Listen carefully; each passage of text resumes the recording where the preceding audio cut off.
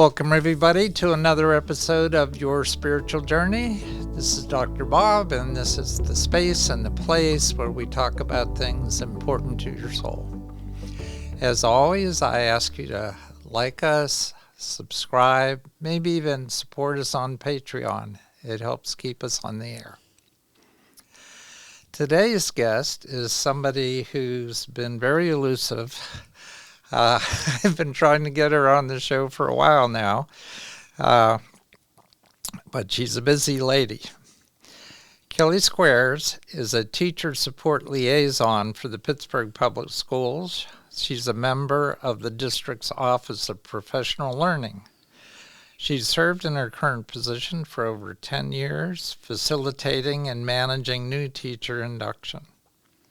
In her more than 25 years in public education, she's also worked as an instructional teacher leader, curriculum coach, curriculum writer, intervention specialist, and classroom teacher for elementary, middle, and high school. So she's covered just about everything you can do in education at this point. In addition to her current role, Kellie also works as a racial equity affiliate, providing educators foundational skills to engage in conversations around race and racism and their impact on students. Her most recent project focuses on supporting new teachers through mentorship. She's developed, implemented, and is currently facilitating the professional learning of current district members and providing systemic approaches of support within and across schools as they engage in this work. She's a wife of 27 years and a mom of 4 children, 2 boys and 2 girls, and she resides locally here in Pittsburgh with her 2 dogs and 3 cats. In her spare time, she loves to take walks in the woods and drink coffee on her deck. I don't see where she has any spare time with everything she's doing, and I know that because she happens to attend my church, Waverly Presbyterian Church.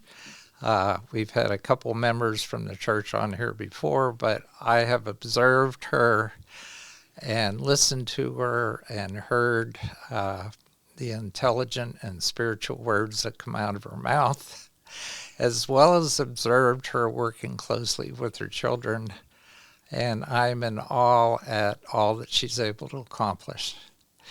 So, Kellie, welcome.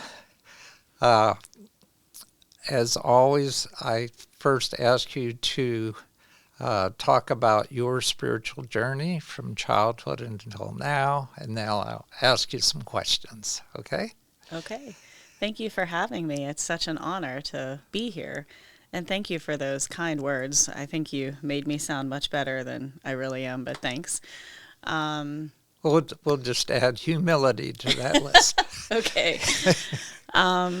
So my spiritual journey is, it started very, very young. I have gone to church for as long as I can remember. My grandmother lived with us from the time I was probably like in kindergarten. She moved in with my mom and my dad after my father lost his job at the mill, and she helped with raising me and then later my brother. And so she was really pivotal in developing my spiritual identity and my spiritual growth. She was an avid Christian, and she read the Bible. She used to listen to Oral Roberts, if you remember. Oh, yeah. If you remember, I remember that yeah. radio show, Yeah. Yes. Oh, my goodness. She sent so much of her Social Security check to Oral Roberts. I think he built half of his fortune from her. But she was big on prayer. And I can remember anytime something was going wrong, she used to tell me, okay, let's sit around and let's pray. And so I had that in my heart and in my mind for so long as a child that it was important to pray when you were in trouble. And so she really instilled that in me. And then my mother was a Sunday school teacher, just like I am now. And when I was younger, We lived on a street. Our church was right down the street from where we lived. We used to walk every day or every Sunday when we went to church. We got up in the morning. That was back when everybody all got dressed up to go to church on Sunday morning. And my grandmother wasn't much of a churchgoer, but she was very big on reading the Bible and her spirituality. But my mother was the churchgoer, and we went faithfully. But the church that I grew up in as a child, which was the Lincoln Place Nazarene Church, it was very strict. It had a very kind of conservative doctrine. You weren't supposed to read the Sunday paper on Sunday mornings because it had been published on Sunday and people were supposed to be working on Sunday, and you weren't supposed to go to the movies and do these kind of things. So there was a lot of things in their belief system that, as I got older and my brother got older, that kind of bumped up against the way my mom wanted to raise us, and she felt like it was just a little bit too much. So we left that church and we went to Homeville Christian Church, which was a non-denominational church, and it was rooted in what they called the Book of Acts, where it was about the early church and the apostles and what had happened there. It believed in immersion baptism. So we were, in order to join the church, we had to be like baptized in water in front of the congregation. And there were a lot of things about that church that I really appreciated. And that was really where, when I was a teenager, I grew up in that church and I discovered contemporary Christian music. There was a youth group and a group of Christian friends that really wrapped their arms around me, and that became important to me as I was going through adolescence, to have this group of people that held the same belief systems that I did. And I became a Sunday school teacher after I went through college, and I was there for a really long time. But after a while, the youth pastor left the church, and gradually the youth stopped coming. And there wasn't a lot of time and energy devoted to bringing new families in. And I think I would have continued to stay there, however, as a young adult. But when I was still being a Sunday school teacher there, I had gotten engaged to my husband at the time. And I was still dating him then. And I remember mentioning to my pastor, he was asking me how I was doing, and I said, "Oh, I'm fine." And, he was like, "Oh, are you seeing anybody?" And I said, "Yes." And when I told him who I was dating, and he was like, "Oh, where is he from?" And I'm like, "Oh, he's from Squirrel Hill." And he said, "Oh, he's not Jewish, is he?" And he was. And I remember lying about it, which I regret that I did. But I wasn't ready to have that conversation.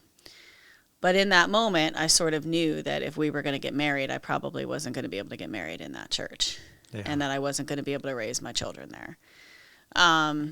So I kind of made a break slowly from that church at that time. And I ended up moving to Maryland anyway. That's where I got my first teaching job. And so I was without a church for a couple of years. I taught in Prince George's County, right outside of Washington, D.C. My husband, who's now my husband, he was my fiance then, he moved with me, and we were there for 2 years, and then I got offered a job here in Pittsburgh Public, and we came back. And when we came back to the city, I started thinking, like, okay, my daughters were born, and I was like, I want to have a place that was, I want to have a place where they can go. I feel like having some spirituality, particularly today, the kids need that. They need a foundation. They need something to believe in beyond themselves.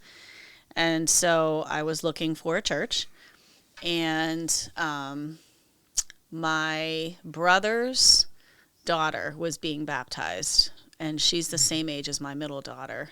My middle daughter is Rebecca, and Brianna was born. And when we went to her baptism, we went to this church. It was called Whitehall Presbyterian, and it's over in Baldwin. And it reminded me a lot of Homeville when it was in its prime. I mean, there were probably over 100 people in the congregation, and there was a youth pastor, and a Christian ed department, and I was like, wow. And I started coming, and before I knew it, like, I was a Sunday school teacher. I was on the Christian ed department. My daughters were baptized there, and we had many, many, many good years at that church.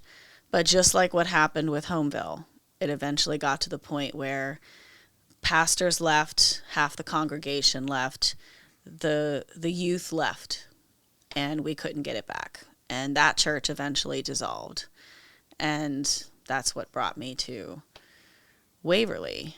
And I'm so glad that I found it, because it's, for me, spirituality is important in the sense that you need to have that community of people who are like-minded and who can support you.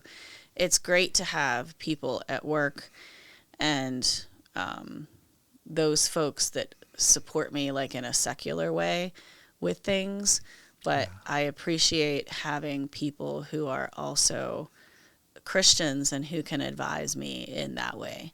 The people at Whitehall were super helpful when my father passed away, and we went through years of dealing with his dementia diagnosis and all of that. And it was really, they were wonderful. They were like, just prayed and were there and supported us emotionally. And my boys started off in that church. Like, that's the only church that they knew.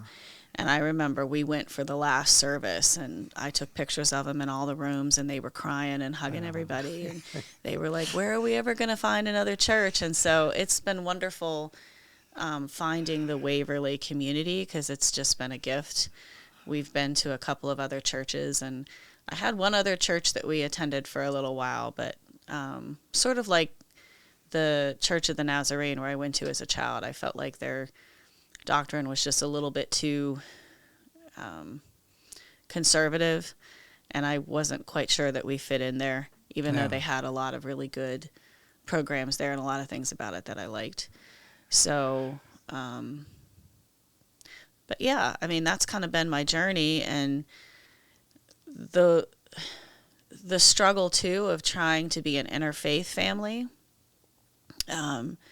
with my husband being Jewish, and trying to make sure that I honor his, ancestry, and making sure that my children have exposure to his religion, and that we still allow there to be that kind of openness around, like, and trying to find the common ground. Like, there are certain things that was big when my daughters were little, trying to understand, well, how does Passover connect with what we do, and how does Hanukkah connect, and there are a lot of connections, and being able to help them understand, like, Passover and Easter, and the differences but also similarities between our religious beliefs and things like that. And I'm happy that my kids very much embrace that kind of duality in their religion.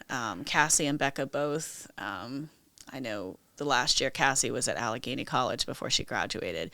They had a Seder for Passover, and she was taking pictures and sending them back to us and saying, oh, look at this, we have matzo ball soup. It's not as good as Sita's, but look at all this food we had. And she had the plate there with all of the things that we use for the Seder. And it really gives me joy that they're able to embrace that. And I've always said to them, I'm like, I don't care if you choose to go this route, or if you do decide later that you want to convert to Judaism, and that's really where you feel your heart is. I'm like, just pick something. I said, I think spirituality gives you a purpose, an internal purpose that's important. And so as long as you have that, to me, the core belief of most true religions are love and caring for others, and believing in a higher power. And so if that's what you find over here in this religion, then good, go for that. And Becca is very into research. She's really into theology, and she's looked into a lot of other religions. And so she's very open to a lot of that idea. Cassie is, I think, much more of a traditionalist, and, but it's good to see that they've sort of embraced that and they're owning that. Yeah. But, yeah. So typically in this kind of a marriage, the parents on both sides aren't real happy with the situation. So how have your parents and how has his parents dealt with all this? They weren't happy at the beginning, I don't think. Either side? Yeah, I mean, like, Okay. Rich is one of 4 boys, and he was the first to be married, and he was his mom's favorite. So Wow. it was really a challenge.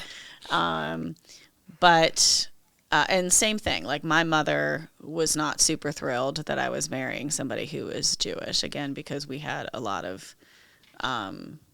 long history of Christianity in our family. But we had an interfaith wedding, and we did that purposefully because we wanted to show, like, look, like, that we're embracing this as a couple. And, you know, we had some conversations with them about where we want to make sure the kids have opportunities to experience both. So, you know, we had a unity candle. I had a rabbi and a pastor who spoke. Actually, the pastor who married us was from the church that I grew up in, at the Church of the Nazarene. My mom still had a connection with him, and so he knew me from when I was a kid. So it was really wonderful. He's since passed on, but we had a chuppah, but we also broke the glass like you do in the Jewish faith at a wedding. But we also had a unity candle and said prayers, and so we tried to bring in things, even the processional. I did the Jewish processional, which is the mother and the father walk the bride down the aisle. And so I had my mom and dad walk me down. So we tried to do a little bit of both. And that's sort of how we've made it work. Like we pull a little bit of this. Rich isn't very, he doesn't practice a lot. Like, he celebrates the holidays, but he doesn't go to synagogue or anything like that. His parents were in an interfaith relationship. His father was Catholic, his mother was Jewish, and they sort of did the same thing. And his father sort of relented the rearing of the children to her, and so she raised them Jewish, even though they were exposed to a lot of the Christian holidays like Christmas and Easter and all of that. So he had that experience growing up. My parents did not. But we were able to lean into that, and we had conversations prior to getting married. I said, look, this faith is important to me, and I want to make sure that I expose my children to this. I said, however, I do not feel comfortable passing your heritage on to your children. I said, if you want your children, because Rich's mom really wanted the girls to go to Hebrew school and, to go through the bar mitzvah process and all of that. And I said, well, if you want them to do it, I said, I don't have a problem with it. But I said, you need to take the lead on this. I said, this is your faith. It's your beliefs. I said, when they're coming to you as young adults and asking you questions about, why are we doing this tradition? Why do we have to fast on this day? I said, you need to be able to speak to that. Yeah.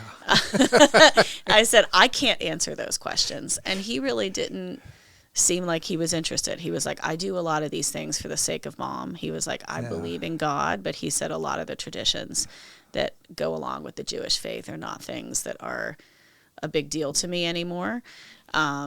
So he said, if you want to take over that part of the child rearing, I'm happy with that. So I sort of did, and we still get together and we celebrate the holidays and all of that. But that, I think, made it easier as well, that he's not super orthodox in his belief system. Right. Yeah. Yeah. Okay, so you've talked a lot about the girls. I don't know the girls, but I do know the boys. Yeah.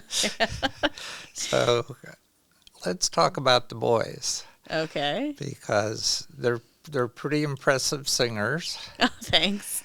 And I imagine that comes from you and a musical background, or does your husband also have a musical background? And how did all that come about? do not have a musical background. I can carry a tune in a bucket if you give it to me, but that's not my gift. Rich, on the other hand, while I don't know that he sings, but he does play the piano and play synthesizer and things like that. So honestly, I don't know where. I mean, they just love it. They have a passion for it. They like to sing. I don't know if that's something that they're going to pursue in a career necessarily, but they just get a lot of joy out of it. Yeah. So that's great. My daughter, Rebecca, my middle daughter, she actually self-taught herself to play the piano and the ukulele. She just got on YouTube and watched it, and she can play, which is pretty amazing, actually. Yeah. And she and Cassie both at Whitehall, they have a very beautiful voice, and they did a lot of singing at Whitehall. Carol Coles, who was our organist there, she used to do something called His Kids Choir, and the kids would get together in the morning before Sunday school, and she would practice with them, and probably about once a month they would do a performance where they would sing. And I have recordings of them singing together and everything, and it was really nice that they got to have that experience. But so we've been fortunate that in both churches that we've been a part of and been members of, that they've had a space to be able to use that passion for God, which is good. So. Okay. Now, one of the two boys has some issues. Mm-hmm. And I guess in observing you as a mother over the past year and just getting a sense of the amount of love that you pour into those boys and the amount of love that they experience and share, not only with each other, but with the congregation, is so palpable. I mean, it's just, there's love just exuding out of these two. Oh. And maybe you don't find that strange because you're used to it.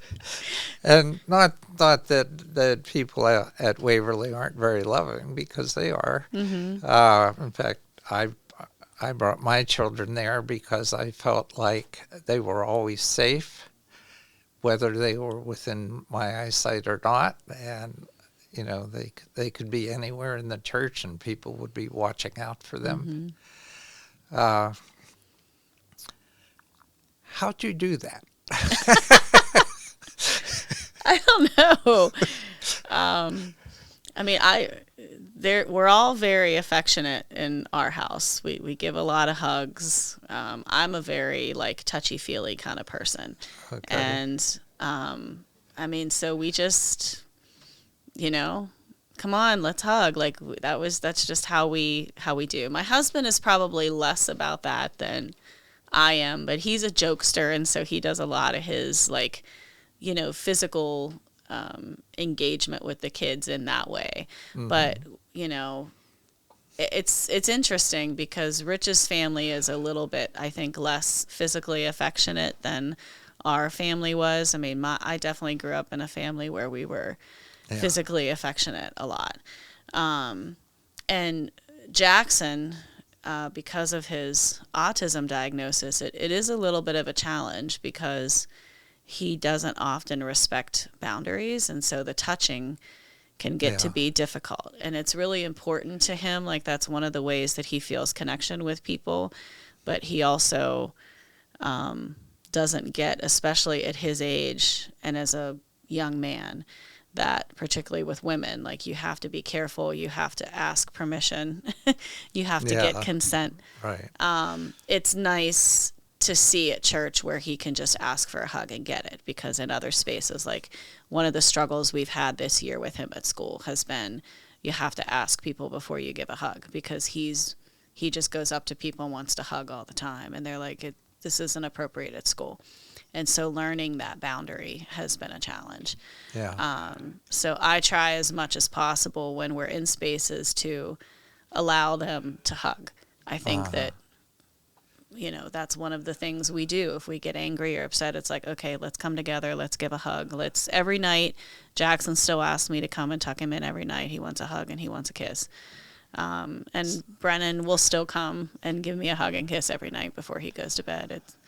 Yeah. I mean. So how old are the boys? They're 14. Okay. Yeah. They'll be going to high school next year, which I can hardly believe. Yeah. So when did Jackson get his diagnosis? Oh, it was during the pandemic. So I think he was in third grade. Okay. But we knew something was up long before that. I mean, he actually is part of my work as a racial equity affiliate. One of the things that we do in preparation for that work is we have to find stories to connect with the content.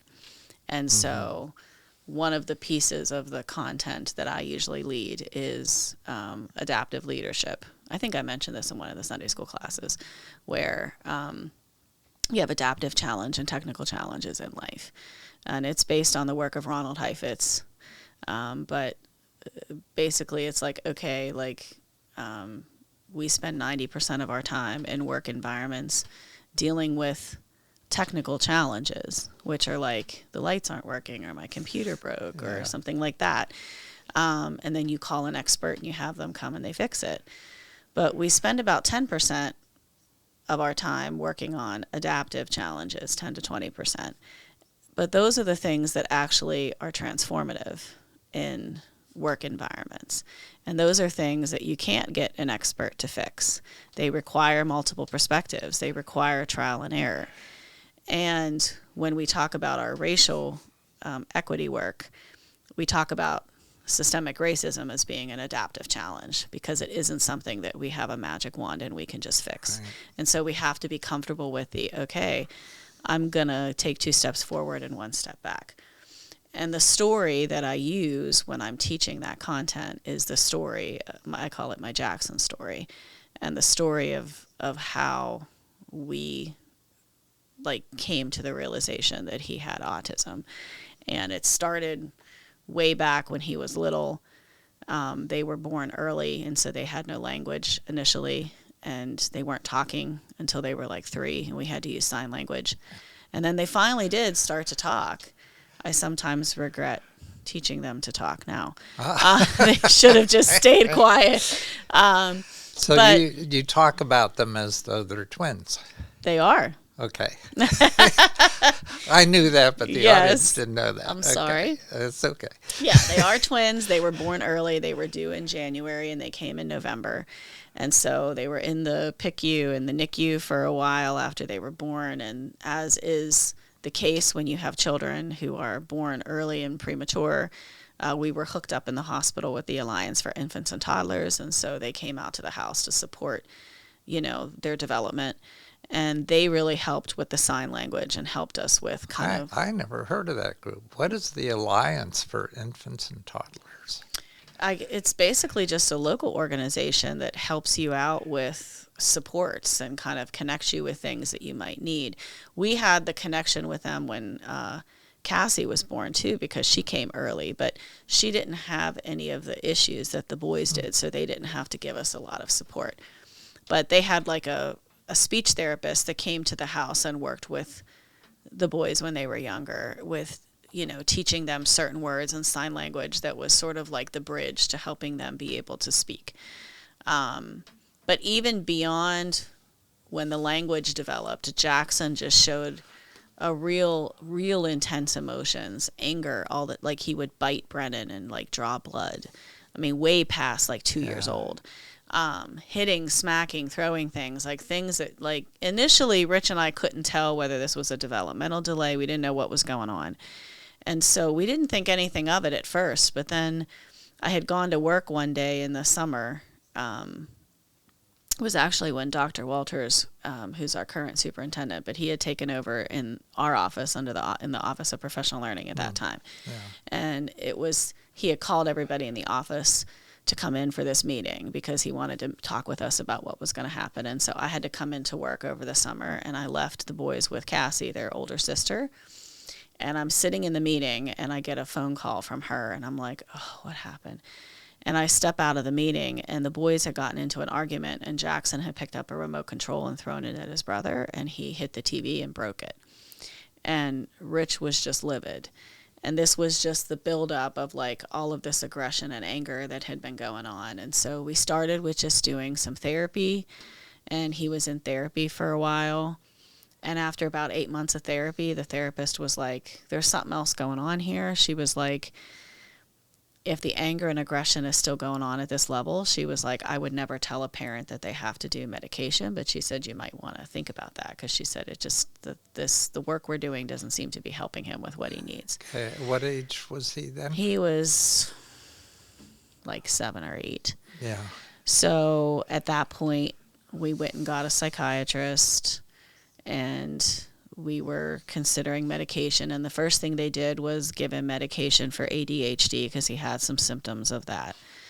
But the first psychiatrist we had seemed sort of like she thought it was more of a behavioral issue, I think, because she kept addressing some of the family dynamics.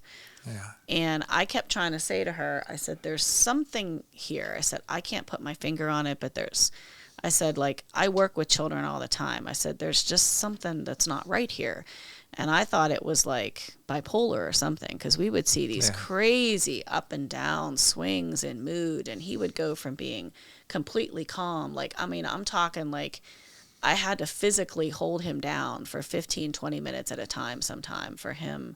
He would have these outbursts. And I was like, this is just not normal. Yeah. And so she didn't have any answers for me, really. Like the peak of it was I had to hold him down one day so long after he had gotten off a school bus and gotten into a conflict with somebody. It was almost like 20, 30 minutes of like physically holding him down before I could let him go. And I took him into her office, and I was crying after the whole episode and everything. And she finally said, well, she recommended we go through family therapy. So she brought this group of family therapists who came in. And the family therapist wasn't with us. Like, they come in and they do some initial assessments, and they interview your family and talk about what's going on. And she was probably there for like a week. And she was like, can I sit down and talk to you and your husband for a minute? And I was like, sure.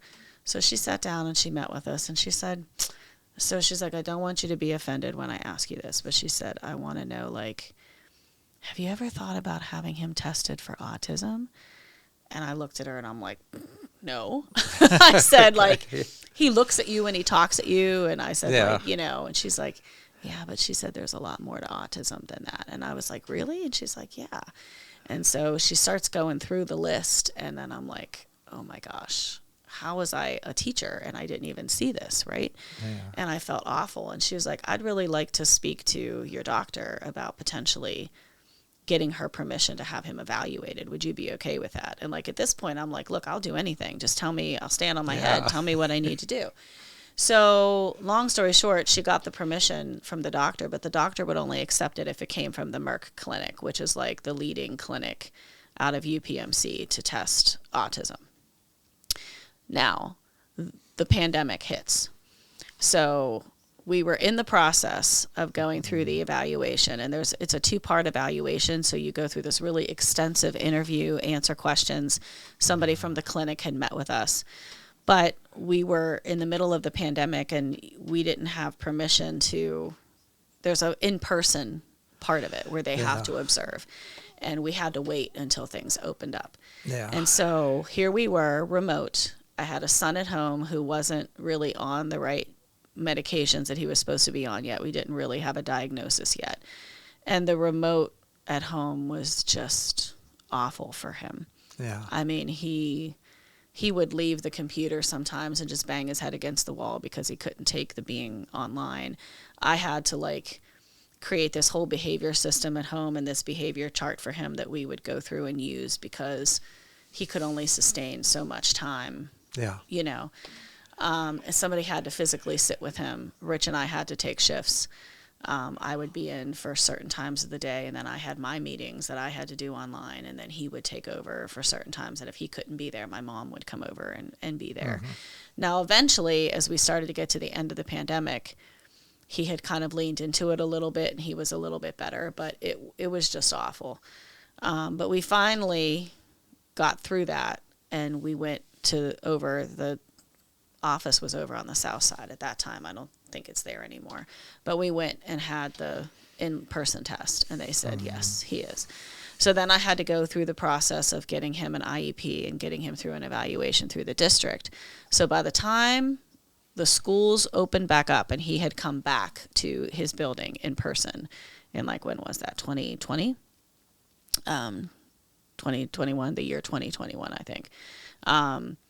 He had his IEP in place, and he officially had his diagnosis. So if you keep that in perspective, I mean, that was only like 4 or 5 years ago that we've had that. It seems like forever. I mean, we've known it forever, and we've been living with it for a really long time. But like naming it, it took a while to get through the process. And we're continually now trying to figure out what this means. He's in the middle of puberty right now. So the hard part of having a son with autism, who, at least because autism shows up different with every kid. That's one of the things they told me at the Merck Clinic. They're like, if you know one kid with autism, you know one kid with autism, because no two are the same.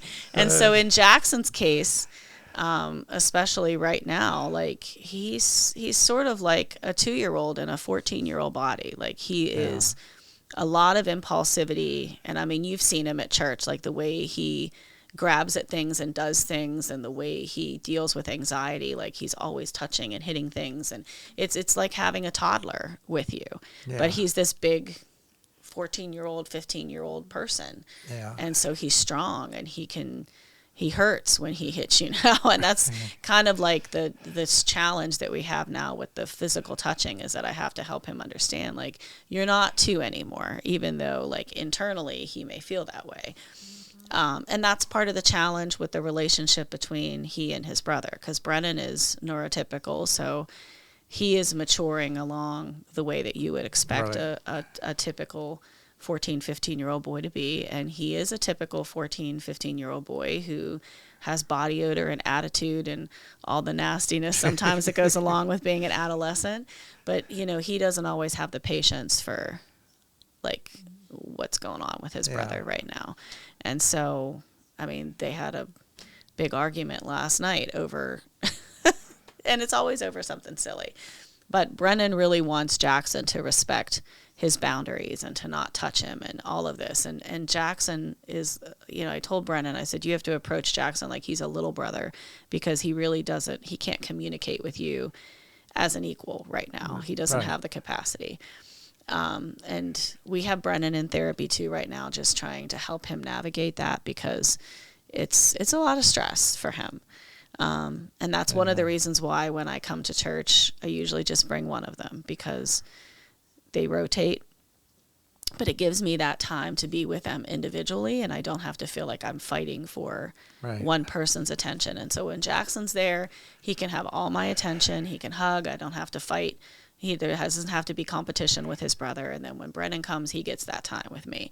And that's sort of how we've had to learn to parent with them being twins, because Rich and I sort of do the tag teaming, like, you know, and as they got older, we've put them in separate activities, because when they were younger, everything they did together, they had, you know, birthdays together, they were on baseball teams together. And then it just got to be like they were Brennan and Jackson, and they were like one person instead of this is Brennan and this is Jackson. And so particularly because of Jackson's diagnosis, it's been important for us as parents to try to have them have a unique identity.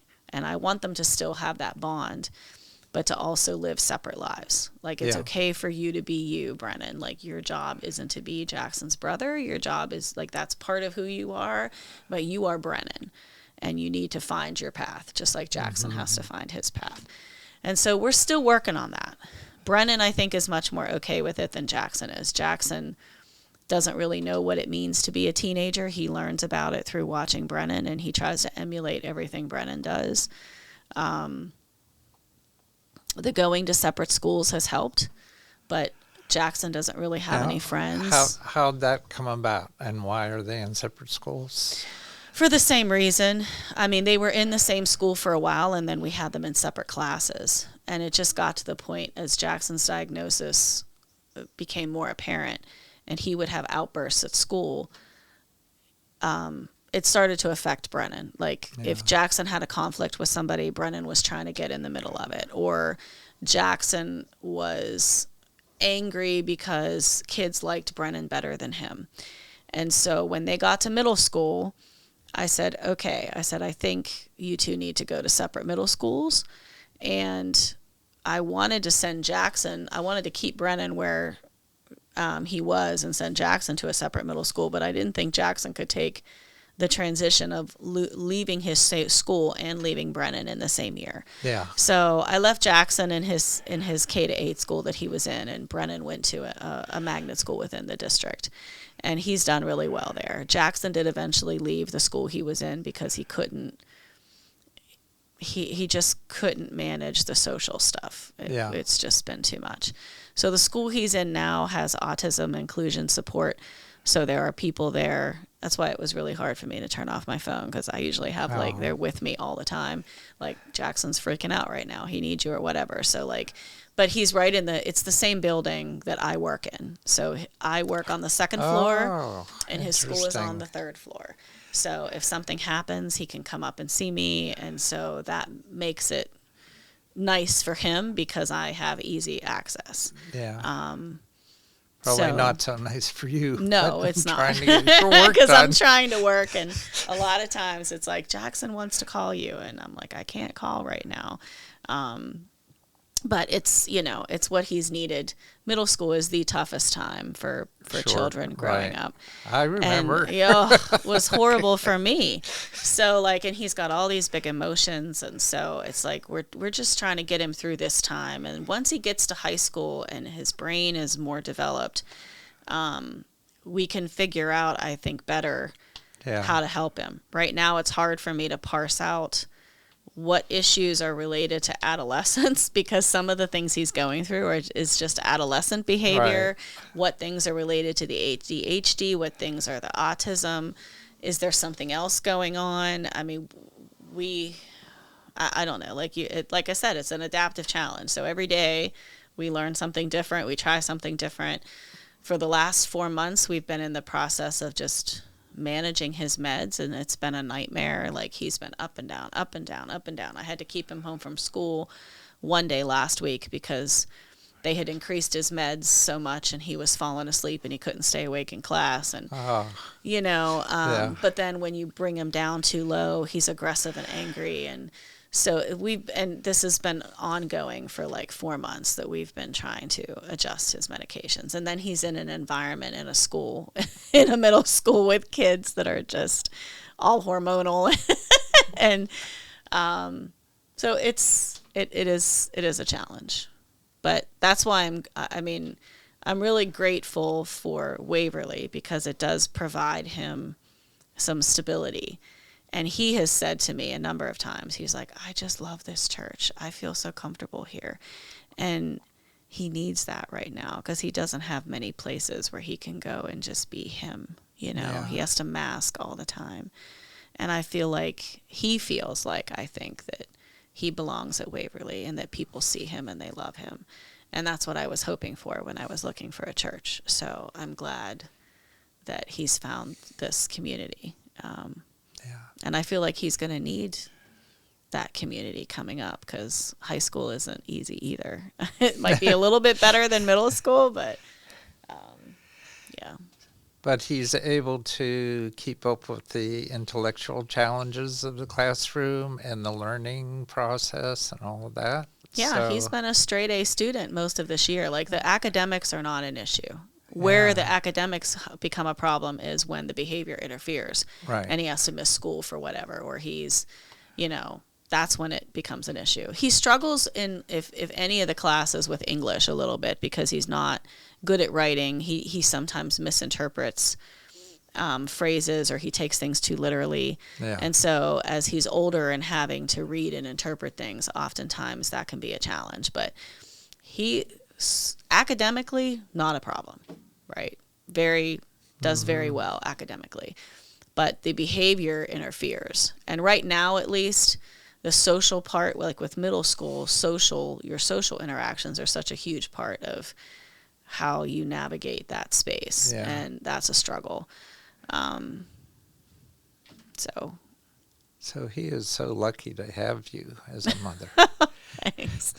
I don't know. Sometimes I wonder if I'm doing the right thing, because you just never know. Yeah. Well, I got a very different take on autism just recently by listening to the podcast that I know has been shared with you, the Telepathy Tapes. Yeah, you mentioned that.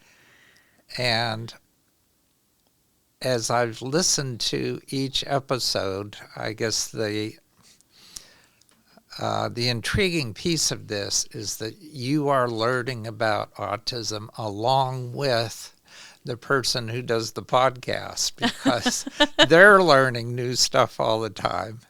And so you get to learn along with that person. Her name is Kai, K-Y, and it's just, it was just fascinating to me to say, to have someone say, these kids are special. They're here to teach us something. And that's why you are presented with this person right in front of you who you need to interact with, because you are learning something from them. And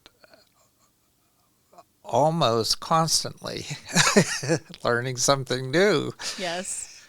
And so my view of Jackson has totally changed just from listening to this podcast and thinking, and I know, spiritually, we are all special. Mm-hmm. And we all have something to contribute, and we're all here for a purpose. But sometimes it's hard to see what Very that might true. be. Yes. And now when I look at Jackson, I just am grateful. Oh. And I just feel like he's here to teach us all something. That podcast mostly deals with non-speaking autistic kids. Okay. So they have an additional layer of challenges Mm-hmm. and present additional challenges for their caregivers. Mm-hmm. But once they learn how to communicate through spelling, mm-hmm. Then the whole world opens up, and we find out that they communicate telepathically. Not only with each other, but over long distances. Wow. And that discovery, as this podcast digs into that and gets to the reality of this whole world that is beyond, our physical reality. You just sort of discover all these amazing things that these kids can do and what they have to offer the world. So I have high hopes for Jackson. Well, thank you. I'm glad to hear that. Sometimes I wonder. And I appreciate that perspective about him being a gift, because it is right now parenting, and I'm sure anybody who has a child with special needs will tell you it's draining. Yeah.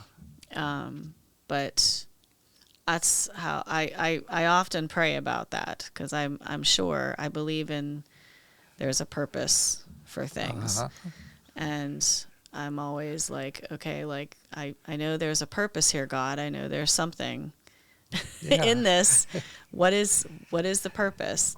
So many times in my life, and I've shared this with my kids, I'm like, the most difficult times in my life I found later when I was able to step back and look. I'm like, oh, okay, now I see why I had to go through that. There was a reason. Right. There was something that I needed to take away from that. And so I'm trying to lean into that and say, okay, there's something, there's a reason. Maybe it's not, maybe the learning isn't for me. Maybe it's for somebody else or whatever. But I know there's a higher purpose to why we were given Jackson. And it's hard sometimes when I'm in the midst of dealing with his aggression or his anger, the things that are going on with him, to remember that. So I do appreciate that perspective. Well, you already use what you call your Jackson story in your training sessions. I do. In your I do. Professional development. So there's already a purpose being served right there. True. You know? I hadn't thought about that, but yeah. I mean, I would imagine there's something. We'll figure it out. There's, like I said, I believe there's a higher purpose. I believe that things happen. Yeah. Well, and you're at a church where the pastor, Caitlin Worth, has listened to the telepathy tapes. Mm-hmm. So she's very in tune with this whole perspective on autistic kids.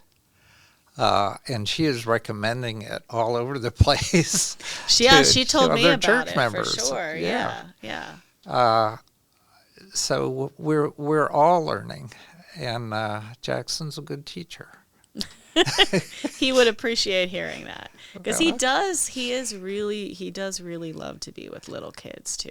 He becomes like a different person. Like if you've ever seen him back in the Wiggles and Wonder space, he'll go back there sometimes and sit with the little kids. And he does. He's like, he'll sit. We went to see one of Caden's performances over at Kappa. Not this, I think it was last Friday. And Atlas came, and he just sat with Atlas, and he was hanging with him and talking with him and having a little conversation, letting Atlas sit on his lap. And it's great to see him be that person for younger children. So, I mean, maybe that's part of his purpose. I don't know, but he'll tell you it's to be a chef, because that's what he really wants to be right now. He wants to cook. But, you know, those things can change too. Yeah. Yeah. Well, it's been a great experience having you and your family in the church, and just what you add to all of our experiences is just marvelous. And that was one reason why I wanted to have you on the show, because I wanted other people to know. So now they'll know. Well, thank you. I appreciate that.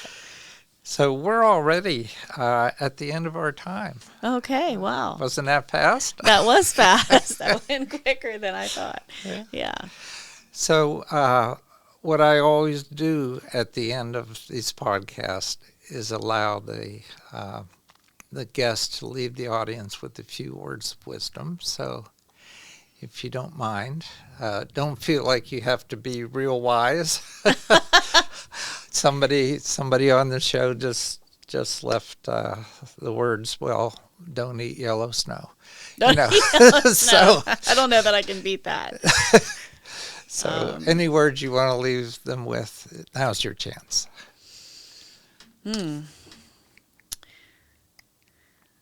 I think that for me, what's guided my life is just remembering that you can't change the wind, you can't change the water, but you can change the sails, right? Like, I can't change the things that are thrown at me. I can't change the things that happen around me. I can't even change the people around me necessarily, but I can choose how I respond to them. I can choose how I react to them. And so that's sort of been my mantra, is just trying to keep my boat afloat and respond to the things that are happening. And so that's what I would offer. Change your sails. Don't be mad at the rain. Don't be mad because there are waves. just change the sales. Okay. Well, audience, as always, take what you've heard and whatever resonates with you, incorporate it into your life, and keep the rest on a shelf until you're ready to deal with it. And until next time, this has been your spiritual journey.